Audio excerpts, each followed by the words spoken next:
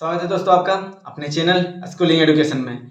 NCERT की series में हमारी पिछली कक्षाएं पृथ्वी के प्रमुख वायुमंडल में हमने पिछली कक्षा में स्थल मंडल के बारे में डिटेल अध्ययन किया था। आज हम लोग जल मंडल के बारे में डिटेल अध्ययन करेंगे। जल मंडल क्या होता है, महासागर क्या होता है, प्रमुख महासागर कौन कौन से हैं, उसके बाद महासागरों के बारे में डिटेल जानेंगे। उसके बाद हम लोग वायुमंडल के बारे में देखेंगे। तो आइए शुरू करते हैं। जलमंडल पृथ्वी का वह विस्तृत जलीय भाग को जलमंडल कहते हैं। पृथ्वी पे जो विस्तृत जलीय भाग है उसको जलमंडल कहा जाता है। जलमंडल में भी जीवन व्याप्त होता है। ठीक है, अब बात करें पृथ्वी पे तो कितना जलमंडल का कितना भाग है, तो पृथ्वी का लगभग 71%, कितना, लगभग 71% जलमंडल है, मतलब महासागर से घिरा हुआ है। आप देख सकते हैं, अगर ये पूरी पृथ्वी है तो इसका लगभग कितना 71% भाग जलीय भाग है। ठीक है, मात्र 29% मात्र स्थल भाग है। जो हमने पिछली कक्षा में महाद्वीपों के बारे में जाना, 7 प्रमुख महाद्वीप के बारे में जाना, तो वो सारे महाद्वीप सातों सिर्फ मात्र पृथ्वी के 29% भाग में आते हैं, 29% भाग में आते हैं। बाकी सारा जो स्थल भाग है वह जल से घिरा हुआ है। इसीलिए अगर हम अंतरिक्ष से देखते हैं पृथ्वी को तो यह नीला दिखाया जाता है, इसलिए इसको नीला ग्रह भी कहा जाता है। अब याद रखेंगे पृथ्वी को नीला ग्रह क्यों कहा जाता है, तो अगर पृथ्वी को अंतरिक्ष से देखने पे पृथ्वी का जो जलीय भाग 71% के कारण पृथ्वी क्या होता है, नीला दिखाई देता है, जिसके कारण इसको नीला ग्रह का भी कहा जाता है। ठीक है, आगे बात करें तो ये जो 71% है जल, जो पृथ्वी का 71% जलीय मंडल है, वो उसमें 97.2%, कितना, 97.2% महासागर है, महासागर से घिरा हुआ है। और हम जानते हैं महासागर का जल लवणीय है, जो पीने योग्य नहीं है। ठीक है, 2.8% जो लगभग पीने योग्य भी है, पर ये 2.8% भाग जो है वो हिम चादर ग्लेशियर्स में और भूगर्भ मतलब जल धरातल के नीचे, तो वहाँ पे स्थित है, विराजमान है। कितना, 2.8% ग्लेशियर्स में और भूगर्भ में है। मात्र 0.03%, कितना, मात्र 0.03% पीने योग्य है। देख सकते हैं दोस्तों कि 71% भाग पृथ्वी का जल से घिरा हुआ है, उसमें भी मात्र उसका 100% अगर मान लेते हैं तो 71% को अगर हम 100% मान लेते हैं तो मात्र उसका 0.03% पानी पीने के लिए अवेलेबल है लोगों के। तो पृथ्वी में लगभग वर्तमान में लगभग 8 अरब लोग हैं और उसकी पीने योग्य पानी मात्र 0.03% है। तो हम समझ सकते हैं जल संरक्षण क्यों आवश्यक है हमारे लिए। ठीक है, बरसात का समय है, पानी सारा बारिश के साथ नदी के साथ बह के सारा वापस समंदर में चला जाता है। तो इन जो बारिश का पानी जो है हमारे छत पे गिरता है उसका हम संरक्षण करने के साधन हम लोग बना सकते हैं। ठीक है, साधन हमें जुटाना चाहिए जिससे हम जल उसका संरक्षण कर सकें। आगे देखें, महासागर के बारे में जान लेते हैं। महासागर क्या है, तो पृथ्वी पे जो जलमंडल है उसका एक प्रमुख भाग महासागर है। ठीक है, पृथ्वी का जो जलमंडल है उसका एक प्रमुख मुख्य भाग क्या है, महासागर है। महासागर कितने, पृथ्वी पे कितने % भाग में विराजमान है, तो पृथ्वी का 71% भाग में महासागर स्थित है। ठीक है, अगर बात करें तो इसकी औसत गहराई 3688 मीटर है। ऐसा क्यों, क्योंकि धरातल की तरह ही जो महासागर का जो तल है वो भी समतल नहीं है। महासागर जिस तरह धरातल क्या है, पर्वत, कहीं पे पर्वत है, ऊंचे ऊंचे पर्वत है, कहीं पे पठार है, कहीं पे मैदान है, कहीं घाटियां हैं, तो उसी तरह क्या है महासागर का जो तल है, नीचे जमीन धरातल है, वहाँ पे भी इसी तरह की संरचनाएं पाई जाती हैं, भौगोलिक संरचना पाई जाती है, जिसके कारण इसका औसत हर जगह असमतल है। ठीक है, तो जिसके कारण क्या है, और इसकी औसत गहराई अगर मापी जाती है तो औसत गहराई 3688 मीटर, 3688 मीटर औसत गहराई महासागर की। याद रखिएगा, SSC MTS में आया हुआ क्वेश्चन महासागर की औसत गहराई के बारे में पूछा गया था। ठीक है, अब गतिमान महासागर के जो जल है वो जैसे धरातल पे क्या है, धरातल का जल स्थिर नहीं है, धरातल पे जल क्या होता है, बहते रहता है इधर से उधर। तो इसी तरह क्या है, महासागर में भी जो जल, महासागर का जल वो भी गतिमान है, स्थिर अवस्था में नहीं है। और ये गति किस प्रकार की होती है, तीन तरह में गति होती है, एक तरंगों के रूप में, दूसरा ज्वार भाटा के रूप में, और तीसरा महासागरीय धाराओं के रूप में। आप समुद्र के तट के किनारे खड़े होंगे तो आपको कुछ ऊंची ऊंची लहरें उठती हुई नजर आएंगी, जो आपकी ओर आते हुए नजर आएंगे, उसको हम लोग तरंग बोलते हैं। और ज्वार भाटा क्या होता है, पृथ्वी चंद्रमा और सूर्य के गुरुत्वाकर्षण के कारण जल क्या होता है, पृथ्वी सतह से ऊपर उठता है, ठीक है, और उसके बाद किसी क्षेत्र में वो नीचे जाता है, तो जो उठना ज्वार कहलाता है सागर के जल का, और गिरना भाटा कहलाता है।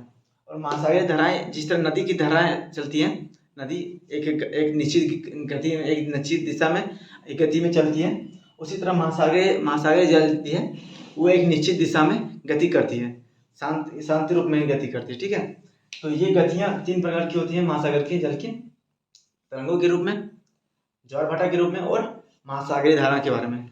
इनके बारे में डिटेल से चर्चा करेंगे दोस्तों आगे की क्लासेस में। आगे देखें तो प्रमुख महासागर के बारे में। पृथ्वी पे मैंने पिछले कक्षा में बताया था कितने 7 महाद्वीप हैं। महाद्वीप क्या होता है, वो एक विस्तृत भूभाग होता है जो पृथ्वी सतह पे अवेलेबल है, जो, ठीक है।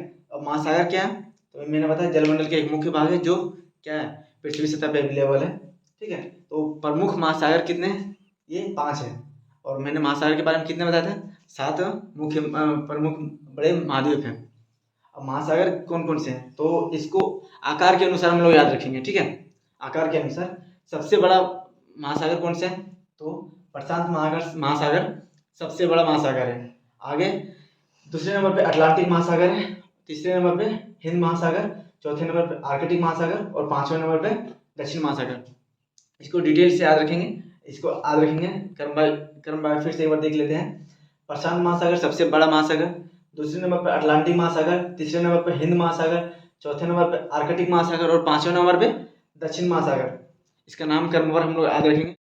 आइए हम लोग दोस्तों मैप के थ्रू हम लोग महासागर की स्थिति के बारे में देखेंगे, वो कहाँ पे स्थित है और इसके बारे में जानेंगे, ठीक है।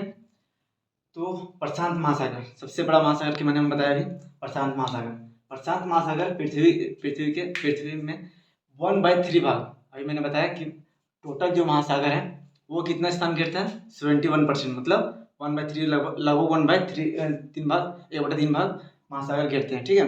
तो जिसमें से प्रशांत महासागर अकेले जो 71% है, उसका 1/3 भाग प्रशांत महासागर का है।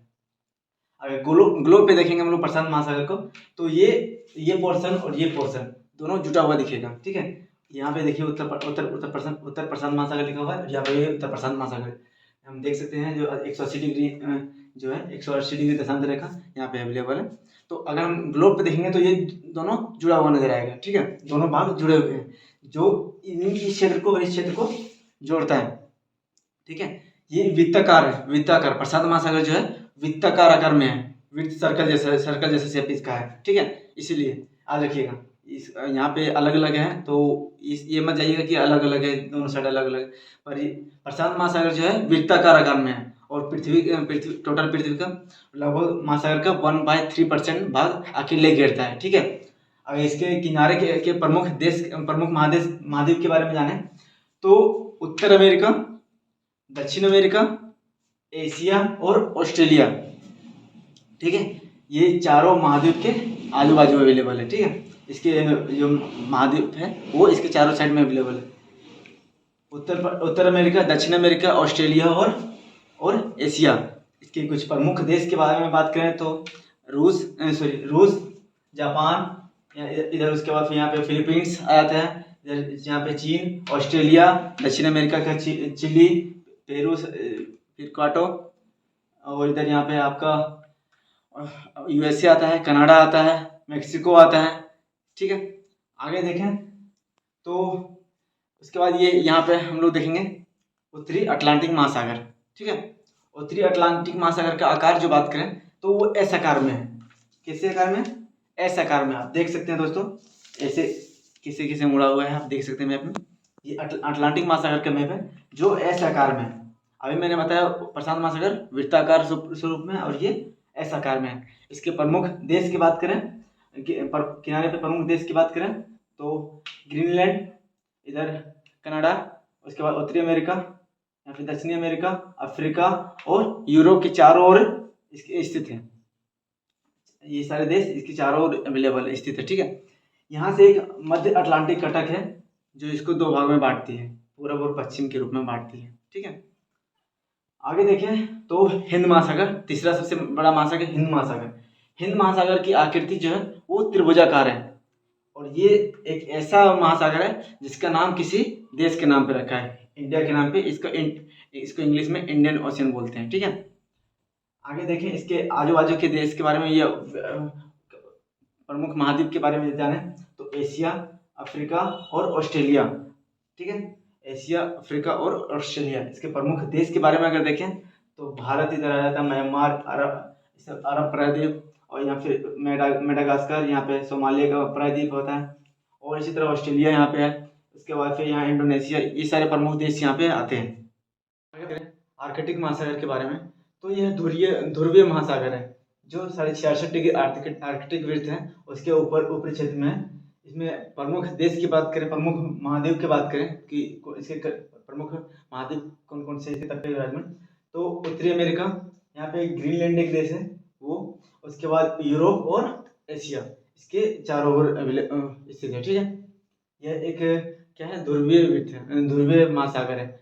इसका लगभग समय ये बर्फ में जमा रहता है। ये जो प्रशांत महासागर से बेरिंग जल संधि के सहारे या प्रशांत महासागर से जुड़ा हुआ है। जो आर्कटिक महासागर है वो क्या है, बेरिंग जल संधि से प्रशांत महासागर से जुड़ा हुआ है। आगे देखें तो दक्षिण महासागर के बारे में जान लेते हैं। दक्षिण महासागर अंटार्कटिका महाद्वीप जो है, अंटार्कटिका महाद्वीप उसके चारों ओर विद्यमान है। मैंने लास्ट क्लास में जब महाद्वीप के बारे में पढ़ रहे थे तो हमने बताया था कि अंटार्कटिका महाद्वीप जो है एक ऐसा महाद्वीप है जो एक ही महासागर से घिरा हुआ है चारों ओर से। तो वो दक्षिण महासागर जो है इसको चारों ओर से घेर के रखा है अंटार्कटिका महाद्वीप को। इसके तट पे स्थित देश की बात करें, महाद्वीप की बात करें तो अंटार्कटिका, उसके बाद ऑस्ट्रेलिया और दक्षिणी अमेरिका है, ठीक है। दोस्तों अगर जानकारी अच्छी लगी हो तो वीडियो को लाइक करें, कमेंट करें और अन्य स्टूडेंट्स के साथ शेयर करें जिससे वे हमारे साथ जुड़ सकें। धन्यवाद।